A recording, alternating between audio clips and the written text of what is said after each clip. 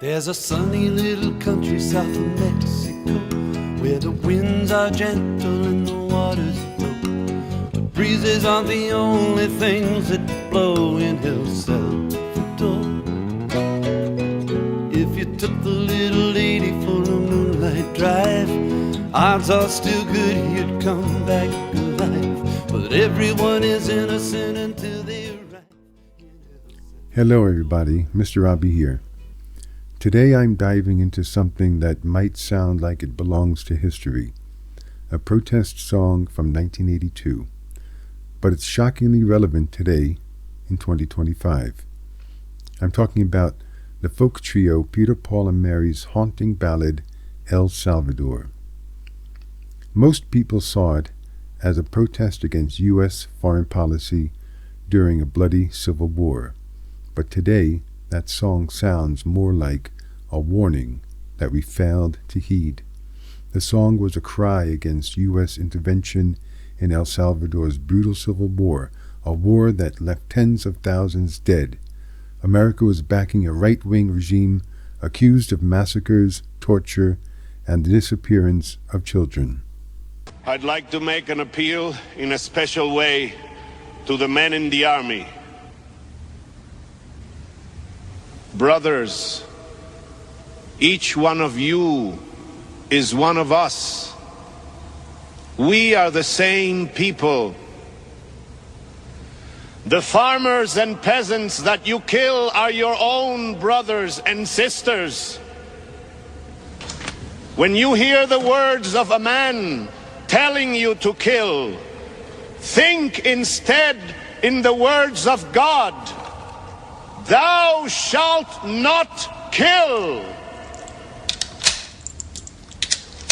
No soldier is obliged to obey an order contrary to the law of God.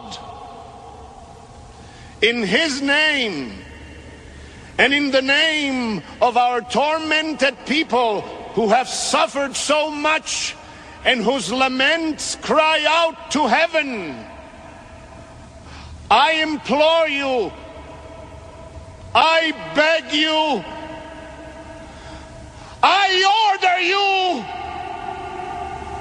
stop the repression! Peter, Paul and Mary saw what was coming, but what they couldn't have predicted was that in 2025 we might be sending our own citizens to El Salvador's prisons. Trump has begun sending certain people, including innocent American citizens and possibly even American criminals, to prisons in El Salvador without trial, no due process, just gone.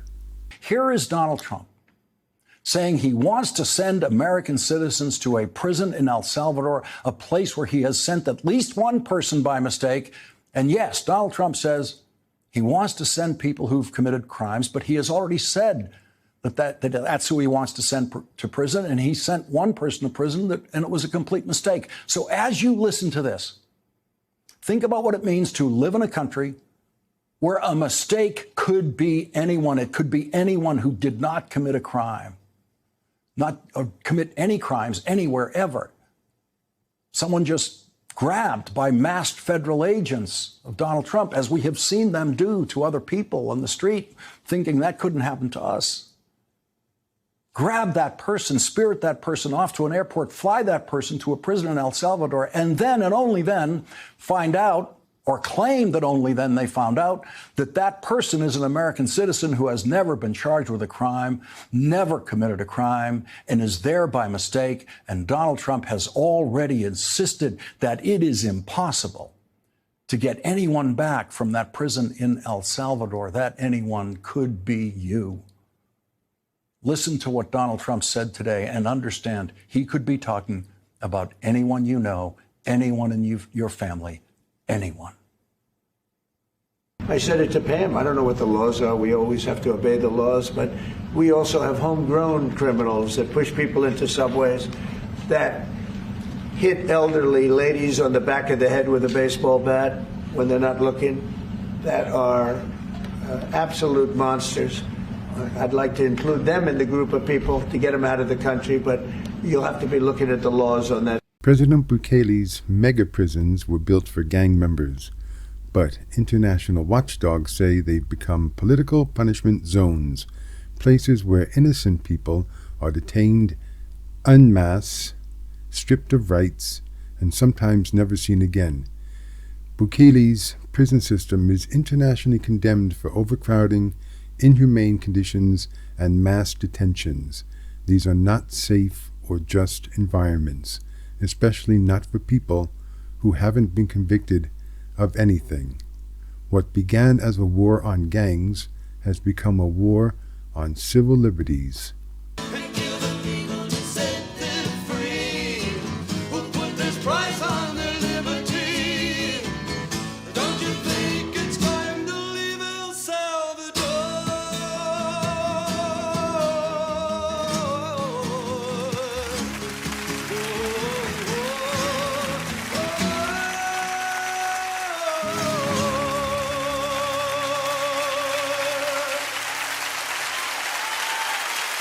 The Fifth Amendment to the United States Constitution states, "No person shall be deprived of life, liberty, or property without due process of law."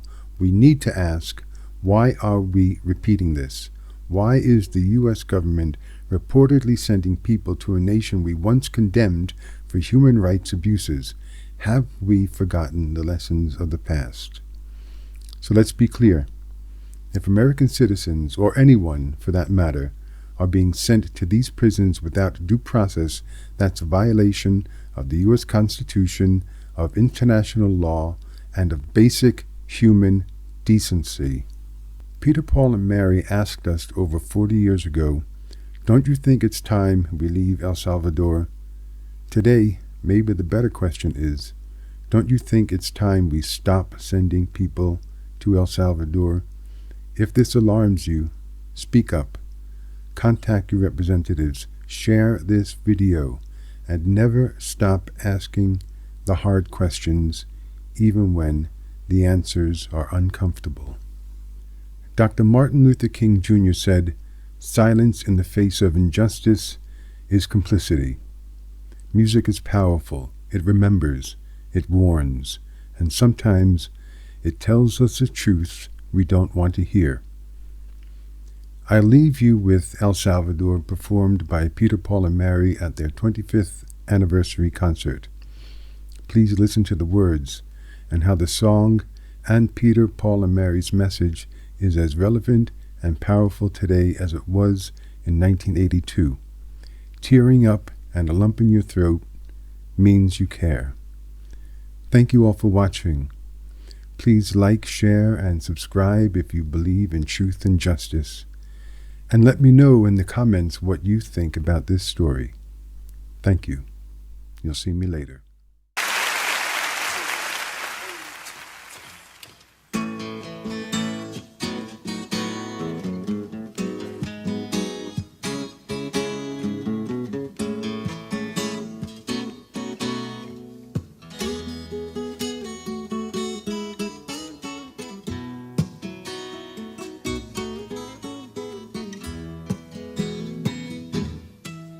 There's a sunny little country south of Mexico, where the winds are gentle and the waters flow. But breezes aren't the only things that blow in El Salvador. If you took the little lady for a moonlight drive, odds are still good you'd come back alive. But everyone is innocent until they arrive in El Salvador. The rebels take a bus on the Grand Highway. The government destroys a village miles away. The man on the radio says now we'll play south of the border. And in the morning the natives say, "We're happy you have lived another day." Last night 1,000 more passed away in El Salvador.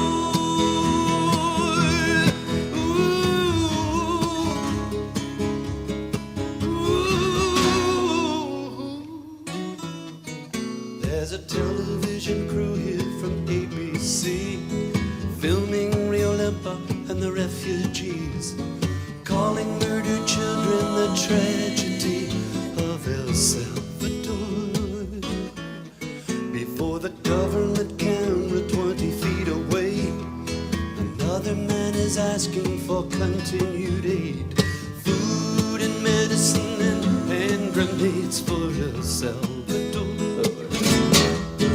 There's a thump, a rumble and the buildings sway. A soldier fires the acid spray. A public address system starts to play south of the border. You run for cover and hide your eyes. You hear the screams from paradise. They fall in further than you realize. And El Salvador, la la la la la la la la la la la.